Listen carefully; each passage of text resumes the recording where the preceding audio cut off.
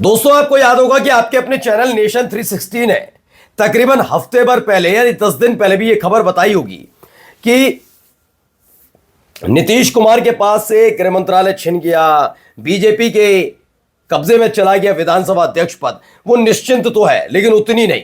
क्यों? क्योंकि यह सब करने के बावजूद भी अगर वो नीतीश कुमार को मुख्यमंत्री पद से हटाती है तो भी उसे तकरीबन 40 से ज्यादा विधायकों की जरूरत पड़ जाएगी। याद है ना, तकरीबन 40 विधायक तो चाहिए ही चाहिए। क्या इतनी भारी तादाद में जनता दल यूनाइटेड को तोड़ पाएगी? अगर नहीं कर पाई तो अगला एक मुसीबत उनके सामने खड़ी है, नाम है चिराग पासवान। मैंने तब भी कहा था चिराग पासवान थोड़े सावधान रहे, अलर्ट रहे, क्योंकि किसके इशारे पर किसकी पार्टी तोड़ी जाए बड़ी बात नहीं है। और देखिए वो हालात बनते नजर आए। चिराग पासवान को एक तगड़ा झटका लगा है, इतना तगड़ा झटका कि उससे साफ साफ जाहिर हो रहा है किसके इशारे पर खेल किया जा रहा है। पहली बात इस वीडियो की शुरुआत में बता दूं, इसमें ना आरजेडी का रोल है, ना कांग्रेस का रोल है, ना कम्युनिस्ट पार्टी का रोल है, और महागठबंधन के किसी भी राजनीतिक दल का रोल नहीं है जो चिराग पासवान को झटका दिया। चिराग पासवान को झटका देने वाले उनके अपने लोग हैं। यह एक संदेश पहुंचाया गया है चिराग पासवान के पास कि अब से 4 से 5 दिन पहले जो तुम कह रहे थे बिहार फर्स्ट, बिहारी फर्स्ट, मैं लौट कर आना चाहता हूं, सीट बंटवारे में थोड़ी देर हुई, चुनाव के लिए मुझे वक्त नहीं मिल पाया, वरना मैं भी चुनाव लड़ता, साल 2030 में मैं चुनाव लड़ूंगा, ये सारे सपने भुला दो। ये मैं नहीं कह रहा हूं, आज आपको खबर दिखाने जा रहा हूं। चिराग पासवान की पार्टी बिखर गई। जी हां, नमस्कार, मैं हूं प्रज्वल गौतम और आप देख रहे हैं नेशन 360। एक तगड़ा झटका एनडीए के अंदर मोदी के अनुमान को लगा, उनकी पार्टी बिखर गई। ऐसे हालात में जब पहले ही साल 2020 में उन्होंने अपने अकेले दम पर चुनाव लड़ा था, एक विधायक उनको छोड़कर गए और जनता दल यूनाइटेड में शामिल हो गए। मीडिया ने हो हल्ला मचाया। चिराग पासवान के असली दुश्मन कोई और नहीं, नीतीश कुमार है। मैं बार बार कहता रहा हूं, नहीं, ये चिराग पासवान इतने मिच्योर आदमी हैं, वो जानते हैं कि जब 1, 2, 3 विधायक होते हैं वो चले जाते हैं।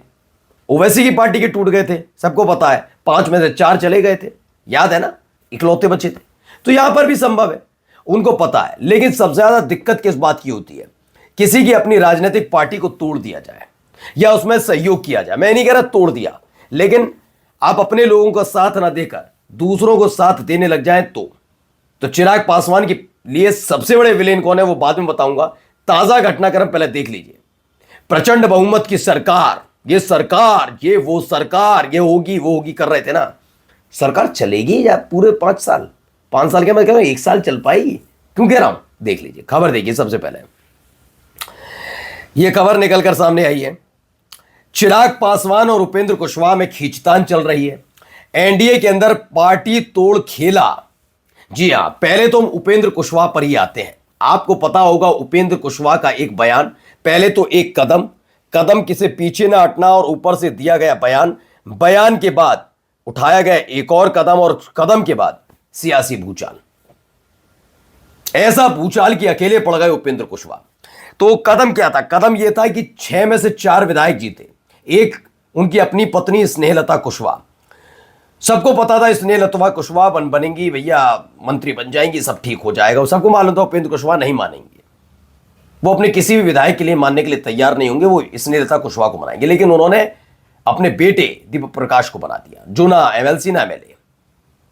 इस पर भी शांति हो जाती, समझा लिया जाता। लेकिन वो ज्ञान दे रहे थे एक्स पर, ट्विटर हैंडल पर, कि नीतीश कुमार की मुझे एक बात याद आती है। बात यह कि जब खाना खाने बैठो तो मक्खियां भिन भिनाएंगी, और जब मक्खियां भिन भिनाएं तो एक हाथ से मक्खियां भगाते जाओ, दूसरे से खाते जाओ। लोगों ने पूछा कि आपने अपने बेटे को क्यों बनाया मंत्री, ना वो एमएलए ने? मैंने काबिलियत देखी। अच्छा, उन्होंने कौन सी काबिलियत? उसके बाद उन्होंने कह दिया कि लोग पार्टियां बदल लेते हैं, भरोसा मुझे नहीं था।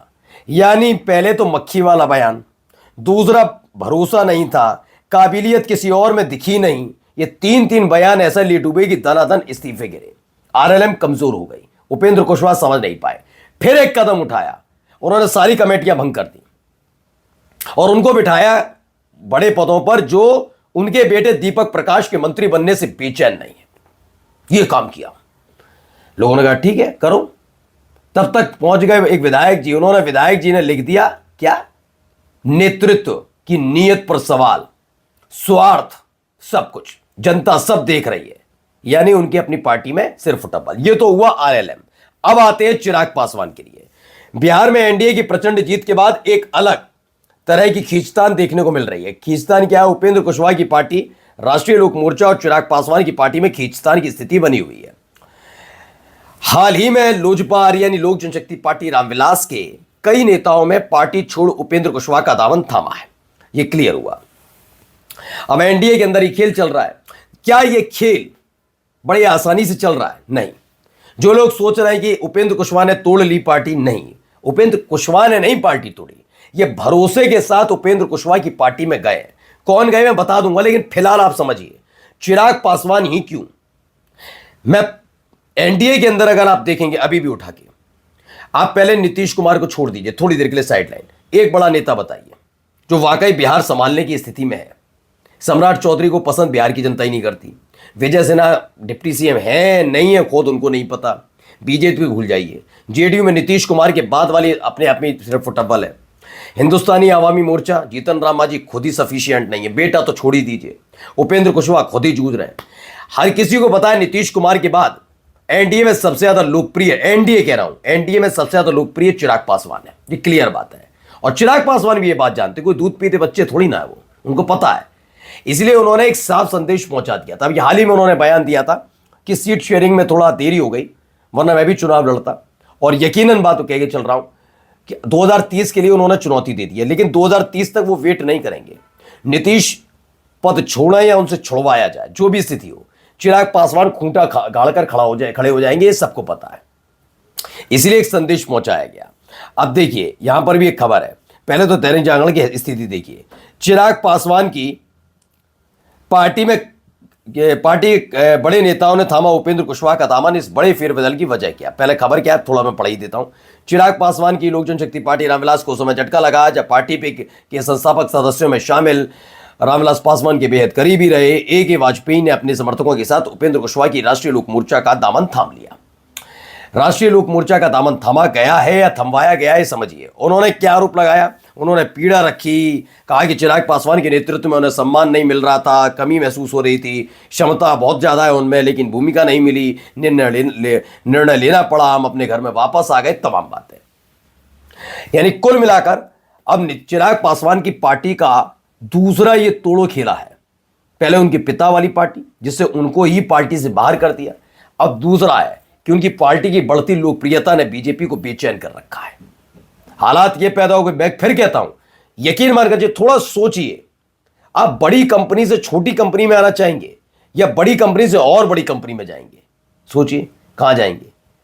तो राष्ट्रीय लोक मोर्चा और चिराग पासवान की लोक जनशक्ति पार्टी रामविलास, दोनों का अंतर देख लीजिए।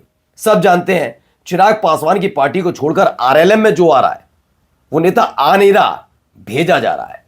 वरना हमेशा चिराग पासवान की पार्टी छोड़कर जदयू में जाते, आरजेडी में जाते, कांग्रेस भी नहीं कह रहा हूं मैं, पूरी जिम्मेदारी के साथ कह रहा हूं, कांग्रेस भी नहीं, Janata Dal United, RJD, BJP जैसी पार्टियां हैं उनमें जा सकते थे। ये आरएलएम क्यों? हिंदुस्तानी आवामी मोर्चा से भी नीचे वाली पार्टी क्यों? समझिए खेल किया जा रहा है, जैसे चिराग पासवान थोड़े हद में रहे। नमस्कार।